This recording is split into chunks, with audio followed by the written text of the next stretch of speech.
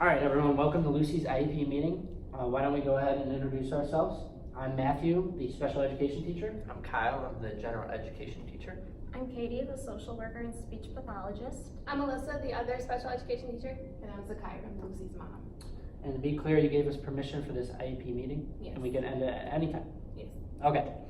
So we know that Lucy has a mild intellectual disability with a communication disorder as well.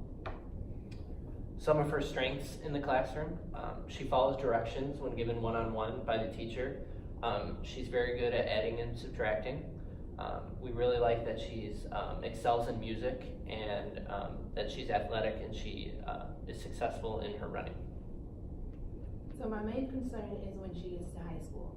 I understand that she doesn't progress well as her peers, so I'm afraid that when she's transferred to high school, how would that help her with her communication skills and her social skills?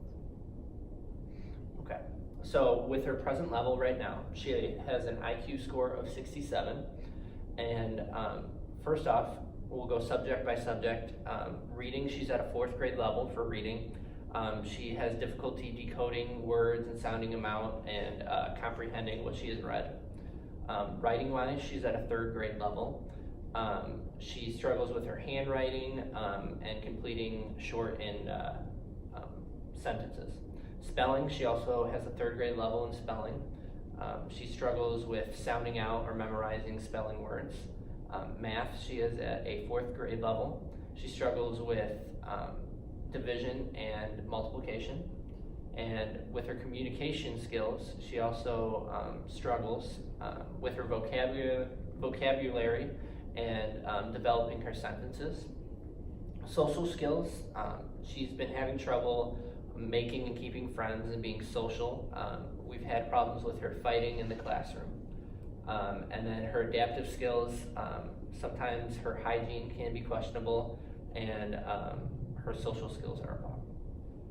Okay, so because of this, we believe that she should be placed in a content-based special education program with a TA, and she should also be pulled into a resource classroom for and deal with a speech pathologist and a social worker. We believe this because we believe that she would struggle and fall behind in general education classrooms. We believe, especially with her reading and writing level, that she would struggle keeping up in classes like science and social studies. By placing her in the special education room, we have come up with goals for each subject. In reading, by the end of the year, the student will be able to sound out words, remember sight words, and comprehend the material with 80% accuracy by completing 2 to 3 reading skills and comprehension worksheets per week. With the writing, we hope that the student will be able to form complete sentences using the correct punctuation and capitalization in legible writing with 7 or less errors per writing assignment. Along with that spelling, she will be able to spell 7 out of 10 spelling words correctly on our weekly tests by working on improving her ability to sound out the words. For math, we expect her to be fluent in her performance of multiplication and division. She will complete 15 question worksheet with multiplication and division questions once a week, getting at least 10 correct. She will also have an understanding of all simple math skills, up to 70% accuracy. And then in regards to communication and social, by the end of the year, Lucy will improve her knowledge on vocabulary words and sentence structuring. Each week, Lucy will work on learning 2 new words. At the end of the week, she'll be required to create 2 well-created sentences and read them to her teacher. Each month, Lucy will take short vocabulary quizzes in which she will be required to use those vocabulary words in a sentence, up to 70% accuracy. And then for her social skills, during unstructured playtime, this could include recess or free time. In the span of 3 weeks, Lucy will play, which means participate, share, follow directions, take turns, with 1 or 2 peers for a length of 10 minutes every day, with no more than 1 adult prompt and 4 out of 5 opportunities as measured by teacher, staff, data, and observation. So for her related services, she'll be working with me, the speech pathologist, twice a week. So she'll be pulled into a resource classroom with me, and during that time, we'll work one-on-one to work on her ability to decode unknown words to her. Also, I'll be given the sight words from her teachers, so that way during those sessions we'll work on those words so she'll be better able to recognize them when she's in the classroom.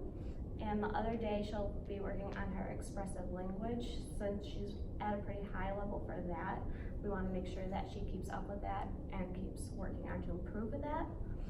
And as far as social worker goes, she'll meet with me for 10 minutes each week to touch base, just see how she's doing, unless another situation arises and she has a fight that week or something and we need to talk more in depth. And we also want to put her in a lunch group with other children who have social skill issues so that they can all work together to further those skills and work on improving those skills, so that way when they get to high school, you won't see those concerns as much and will be better adapted to social environments. With all that being said, do you have any questions, comments, or concerns? No, thank you guys. In order to end the meeting, we have to sign an agreement to make sure we're all on the same page for everything.